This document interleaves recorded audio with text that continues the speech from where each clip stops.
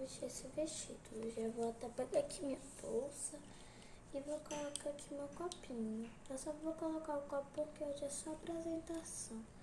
E amanhã não vai ter aula, né? Pronto, agora eu vou pra escola. Tchau pra vocês.